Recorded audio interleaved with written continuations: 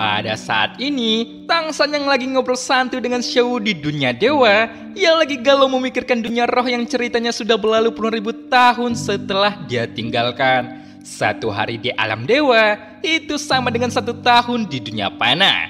Dan Tangsan telah berada di alam dewa selama 20 tahun. Karena pertarungan antara dewa kebajikan dan dewa kejahatan, Tangsan tidak bisa tinggal lebih lama di dunia roh. Karena harus menyelesaikan masalah penegakan hukum di alam dewa secara sendirian.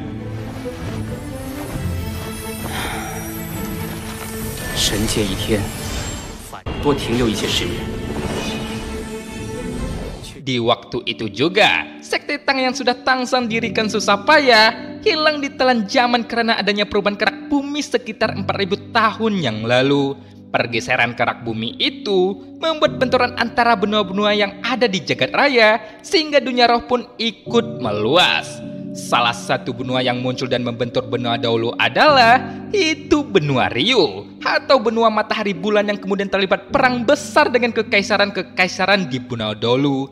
Meskipun waktu itu benua dahulu telah disokong oleh senjata-senjata rahasia Sekte Tang, pada akhirnya kemajuan teknologi di benua Ryu masih mampu mengalahkannya. Dan karena itulah, Sekte Tang pun mengalami kemunduran, seiring juga munculnya banyak benua lain di dunia roh.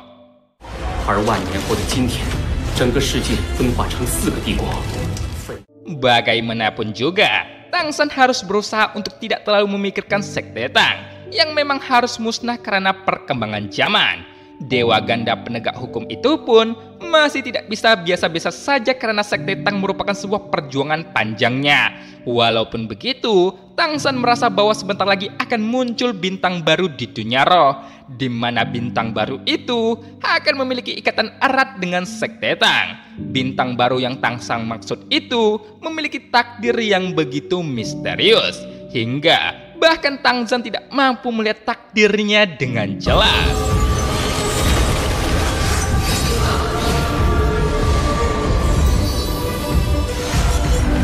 Nah, tepat ketika Tangsan dan Xiao membicarakan masalah bintang baru ini, ada sosok gadis yang tidak lain dan tidak bukan adalah anaknya Tangsan, yang bernama Tang Wutong, yang mendengarkan pembicaraan kedua orang tuanya, sehingga timbul rasa penasaran besar pada etinitas yang disebut-sebut sebagai dunia roh. 却迷雾重重。总听爸爸妈妈说起斗罗大陆，似乎很好玩啊。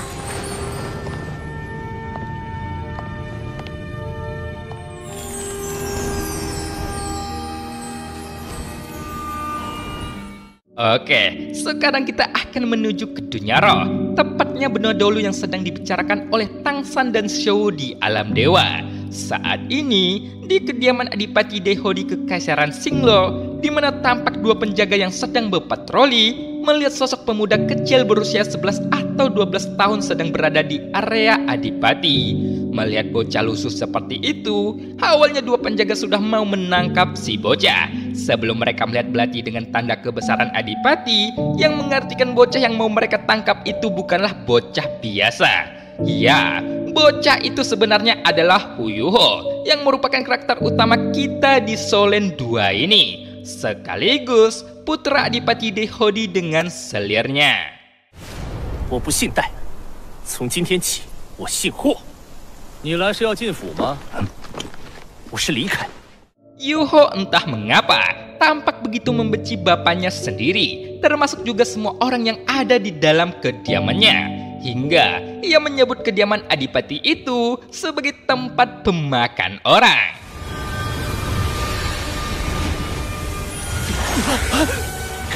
混蛋！小公子他哪里去了？你还要走？ Tepat setelah Yuho ngata-ngatai bapaknya sendiri, sosok pemuda kecil itu pun menghilang dari hadapan 2 penjaga dan membuat 2 penjaga itu pun auto kebingungan. Saat ketika 2 penjaga menyadari bahwa si bocah yang marah-marah barusan tadi kemungkinan besar adalah tuan muda kecil mereka yang keberadaannya selalu dibenci oleh nyonya besar, alias istri sah dari Daihodi. Tidak mau terus-menerus membahas sosok tabu di kediaman Adipati, 2 Dua penjaga itu pun memutuskan untuk menyudahi obrolan mereka tentang Yuho, lalu membiarkan tuan muda kecil mereka untuk pergi begitu saja entah kemana. Apalagi sebentar lagi Dehodi akan segera tiba di kediamannya setelah kembali dari dinas besarnya di benua Daolu.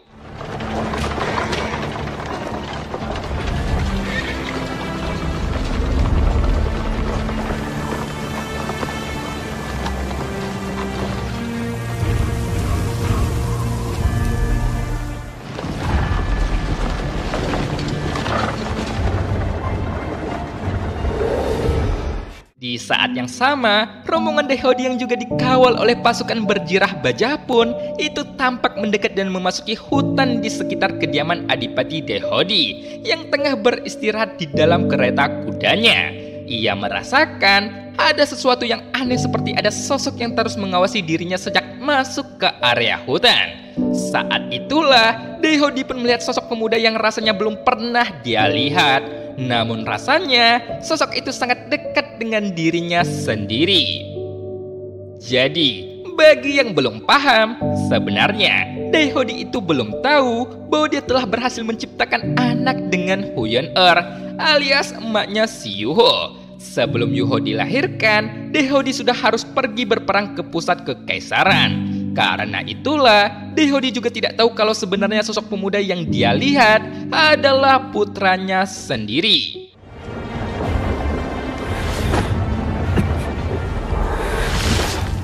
Bayangan sekilas lewat itu benar-benar membuat hati Dehodi berada dalam kebingungan. Karena entah kenapa, sosok asing itu tampak begitu familiar baginya. Namun saat Dehodi tidak menemukan siapapun di sekitarnya, Adipati Kekaisaran Singlo itu pun berpikir kalau mungkin kehadiran sosok asing itu hanyalah bayangan semata. Dan ia pun segera melanjutkan perjalanan menuju kediaman yang telah belasan tahun dia tinggalkan. Sementara itu di sisi lain, Yuho juga tidak mau lagi melibatkan diri dengan Dehodi. Karena ia berpikir ayahnya adalah orang yang jahat yang selama ini membiarkan dirinya dan ibunya ditindas oleh permaisuri Adipati yang kita sebut saja dia Mawar.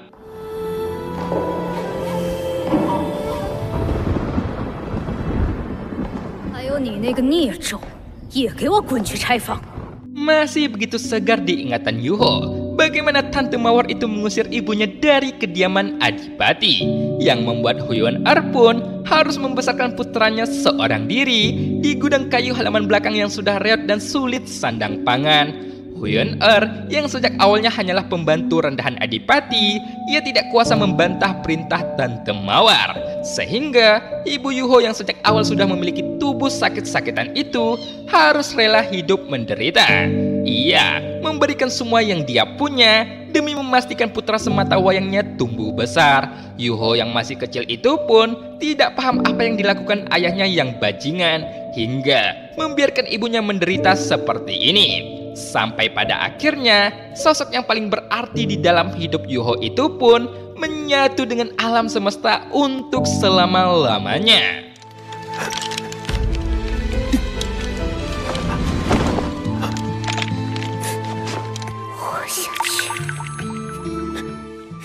Sejak ibunya meninggal karena ketidakadilan, Yuho sudah bertekad bahwa dia akan menjadi master roh yang sangat kuat. Meskipun harus menghabiskan 10 tahun, 20 tahun, 50 tahun, bahkan seumur hidupnya untuk menjadi master roh. Yuho berjanji kalau dia akan kembali lagi ke tempat itu demi menagih ketidakadilan untuk ibunya. Yuho paham bahwa sekarang dia telah mencapai level 10, yang mengartikan dia sudah bisa mencari cincin roh, di mana cincin roh itu adalah syarat bagi seorang pejuang roh untuk menjadi master roh yang sesungguhnya. Sejak saat itulah, dengan pembekalan seadanya termasuk sejumlah kecil tabungan peta sederhana kekaisaran dan juga belati putih peninggalan ibunya, perjalanan Yuho untuk menjadi seorang master roh pun itu resmi dimulai.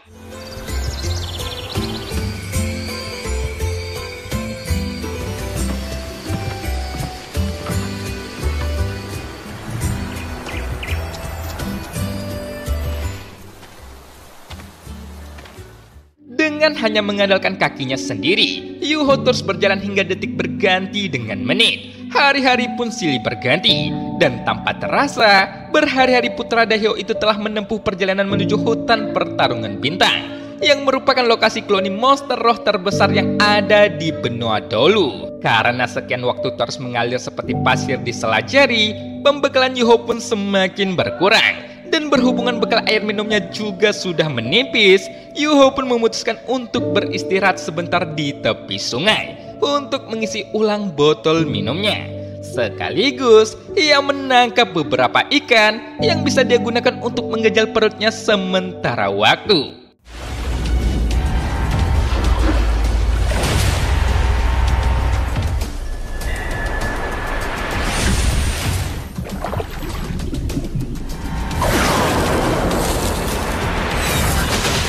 Untungnya, Hyun-Er telah mengajarkan dasar-dasar ilmu berburu kepada Yuho. Dan dengan bantuan mata rohnya Yuho, ia juga bisa membuat waktu di sekitarnya berjalan lambat. Hingga itu memudahkan proses pemburuan yang dia lakukan. Dan benar saja, dengan kemampuan berburu lalu bantuan dari mata rohnya, Yuho pun berhasil menangkap beberapa ikan dalam sekejap mata. Dan ia segera memanggang ikan-ikan itu hingga mengeluarkan aroma lezat yang begitu menggoda. Namun, ketika Yuho berniat untuk memakan ikan-ikan itu, tiba-tiba muncullah seorang gadis berkuncir kuda entah dari mana, yang membuat jantung Yuho pun hampir melonjak dari tempatnya. Karena ia kaget ketika melihat wanita selain ibunya itu berada di jarak begitu dekat dengannya. Melihat mbak-mbak itu seperti kepengen banget dengan ikan yang dia panggang, Yuho pun menawarkan seekor ikan yang sudah ia selesai masak. Dan hal ini membuat gadis yang bernama Tangyan itu pun langsung meledak dalam kegembiraan. Tidak hanya didatangi oleh Tangya, ternyata ada pemuda lain yang bernama Bai Bai yang turut datang bersama dengan Tangya. Sehingga Yuho pun memutuskan untuk menghabiskan makan siangnya bersama dua orang asing yang tiba-tiba mendatangi dirinya tersebut.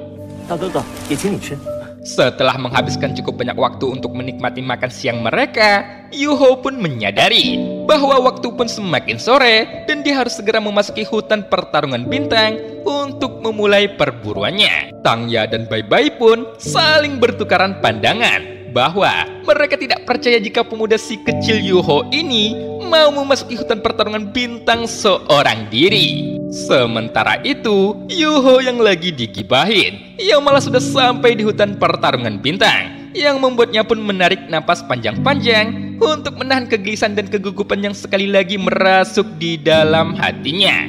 Baru setelah berhasil memupuk semangatnya lagi, Yuho pun menegakkan badan dan memantapkan tekadnya untuk memasuki kawasan paling berbahaya yang pernah ada di benua Dolu.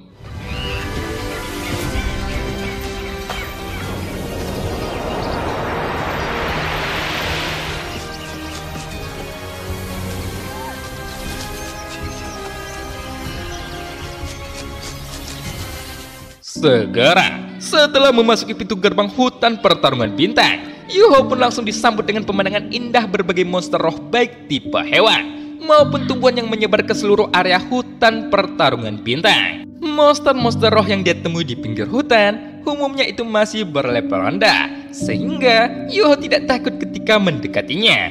Bahkan menyentuh beberapa tanaman yang terus menarik perhatian karena keindahannya. Meskipun dibanjiri oleh perasaan tenang dan nyaman, Yuho tidak mengendurkan penjagaannya sama sekali dan mampu merasakan bahwa ada monster roh berbahaya yang sedang mendekat ke arahnya. Suara derap langkah kaki yang berlari, juga dengus-dengusan binatang buas itu pun semakin dan semakin kencang di telinganya.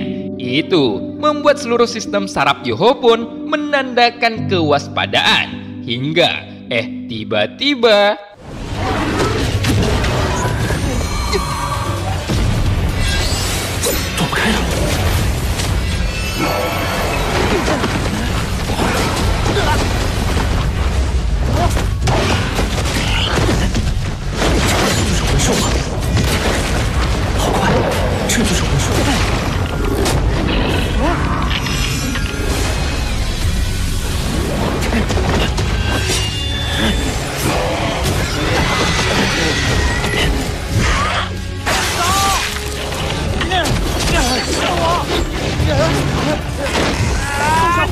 放开我！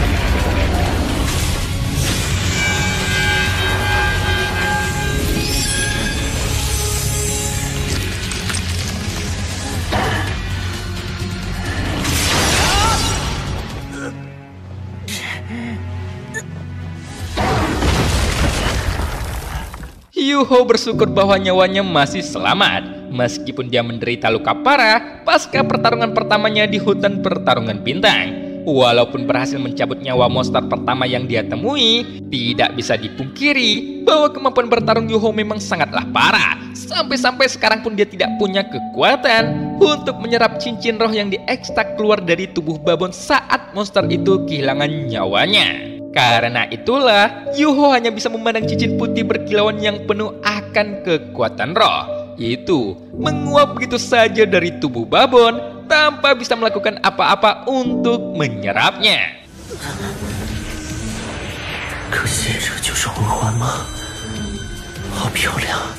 Yuho yang awalnya sudah pasrah saja, ia merelakan cincin roh pertamanya hilang dan fokus untuk merelakan gelombang rasa sakit yang terus menghunjam seluruh tubuhnya.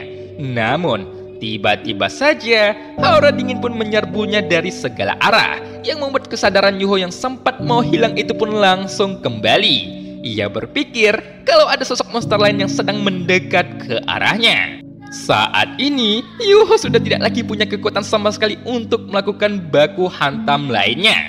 Namun, tanpa menunggu persetujuan dan kesiapannya, muncullah seekor ulat sutra raksasa dengan kepala bulat yang begitu imut. Kemudian, ular sutra itu menarik kesadaran Yuho. Lalu, hawa dingin ulat sutra pun dikeluarkan dan itu segera membeku di tubuh Yuho.